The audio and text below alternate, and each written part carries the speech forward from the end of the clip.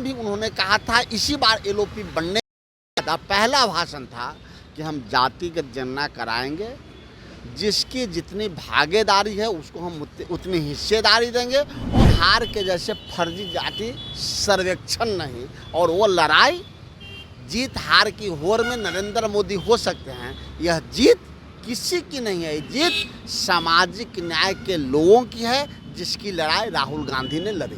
527 करोड़ है, और गणना के लिए जब जातिगत जनगणना कराएंगे तो खर्चा बढ़ जाएगा।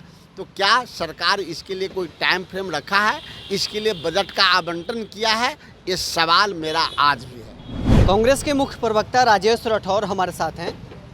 जातीय सर्वे कराने का जो फैसला केंद्र सरकार का हुआ है, उसके बाद आप लोग भी क्रेडिट ले रहे हैं, लेकिन विपक्ष की ओर से ही देखा जा रहा है कि अखिलेश यादव भी क्रेडिट ले रहे हैं, तेजस्वी यादव भी क्रेडिट ले रहे हैं। विपक्ष में तो पहले ये तय हो जाए कि क्रेडिट किसका है।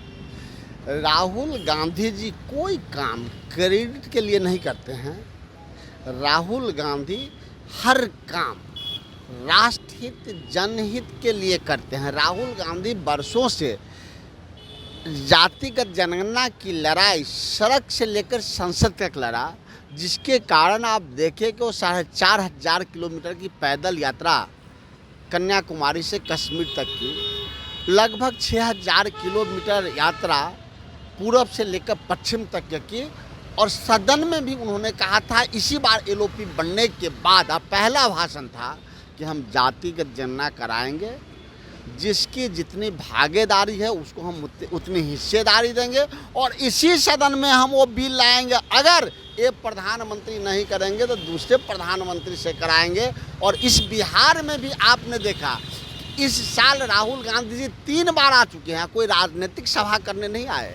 वो आए तो कई सामाजिक संस्थानों के लोगों से अलग अलग बात किया, उसमें भी यही बात कहा कि हम जातिगत जनगणना कराएंगे, और बेहतर जातिगत जनगणना कराएंगे, बिहार के जैसे फर्जी जाति सर्वेक्षण नहीं। और वो लड़ाई जीत हार की होड़ में नरेंद्र मोदी हो सकते हैं, यह जीत किसी की नहीं है, जीत सामाजिक न्याय के लोगों की है, जिसकी लड़ाई राहुल गांधी ने लड़ी। केंद्र सरकार राहुल गांधी के सामने झुकी या तेजस्वी यादव के सामने, किसका दबाव काम आया? वो आपको तय करना है कि केंद्र सरकार पूरे भारत में जातिगत जनगणना कराने की घोषणा किया है। अब पूरे भारत में इसकी लड़ाई सड़क से संसद तक कौन लड़ा है? यानी आपका कहना है कि राहुल गांधी की जीत हुई है।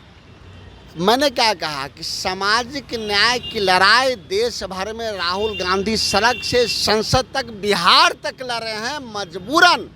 तब भी गांधी के सामने अंग्रेज और गोडसे झुका था, और आज भी गांधी के सामने नरेंद्र मोदी को झुककर ये स्वीकार करना पड़ा। सवाल अब यह है कि जातीय सर्वे कराने का तो फैसला ले लिया गया है, कब से चालू होंगे सर्वे? यही बात का तो रोना है कि इस बात की चिंता है कि कहीं महिला बिल की तरह ये भी ठंडे बस्ते में न चल जाए। इसलिए मैं एक टाइम फ्रेम चाहता हूँ, एक बजट चाहता हूँ, और बजट इसलिए चाहता हूँ कि नरेंद्र मोदी स्वयं अपने कैबिनेट में 24 दिसंबर 2019 को ये प्रस्ताव में लाए थे कि जनगणना कराने के लिए उनको लगभग 8,500 करोड़ रुपये बजट की आवश्यकता होगी, और गृह मंत्रालय जो जनगणना कराती है उनके पास मात्र 527 करोड़ है। और गणना के लिए जब जातिगत जनगणना कराएंगे तो खर्चा बढ़ जाएगा।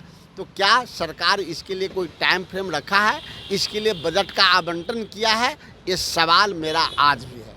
एक आखिरी सवाल है, विधानसभा का चुनाव भी है बिहार में, जेडीयू के तरफ से सभी प्रवक्ता और नेता जिला में जाकर प्रेस कॉन्फ्रेंस कर रहे हैं, यानी बता रहे हैं लोगों में जाकर कि ये नीतीश कुमार का देन है। क्या आप लोग की तरफ से भी ऐसी कोई योजना है? अभी राज्य की जनता जानती है, देश की जनता जानती है कि राहुल गांधी के संघर्ष का परिणाम है कि सामाजिक न्याय के लोगों के लिए जातिगत जनगणना कराने पे नरेंद्र मोदी मजबूर हुए हैं। इसके लिए हमें प्रेस कॉन्फ्रेंस करने की ज़रूरत नहीं है, परंतु कांग्रेस पार्टी के एक एक कार्यकर्ता प्रदेश से लेकर पंचायत तक राहुल गांधी के संघर्ष को न केवल बताएगी, सबको दिखाएगा। भारत की जनता समझ भी चुकी है। विधानसभा चुनाव में इसको लेकर कुछ खास रणनीति है अपने पास? इसके लिए रणनीति स्वतः बन गया है। जब सामाजिक न्याय के सामने उसी नरेंद्र मोदी को झुकना पड़ा जो नरेंद्र मोदी कह रहे थे, और इंटरव्यू में बोले थे कि जातिगत जनगणना कराने वाले व्यक्ति अर्बन नक्सल हैं। अब नरेंद्र मोदी अर्बन नक्सल क्यों हो गए? वो तो कहते थे जो जातिगत जनगणना की बात करते हैं वो अर्बन नक्सल हैं। तो नरेंद्र मोदी को सामाजिक न्याय के लोग अर्बन नक्सल बनने पे भी मजबूर करना पड़ा। इसलिए मैं कहा कि इसको बताने की ज़रूरत नहीं है, सामाजिक न्याय के लोग समझ चुके हैं कि किनके कारण अर्बन नक्सल कहने वाले व्यक्ति को भी जातिगत जनगणना करानी पड़ी। तो चलिए, कांग्रेस के मुख्य प्रवक्ता राजेश राठौर हमारे साथ थे। इन्होंने साफ तौर पर ये कहा है कि राहुल गांधी ने पूरे देश भर में इसको लेकर आंदोलन किया है। इसी का परिणाम है कि प्रधानमंत्री नरेंद्र मोदी को भी झुकना पड़ा। बहरहाल इस खबर में इतना ही। आप बने रहे न्यूज़ 4 नेशन के साथ।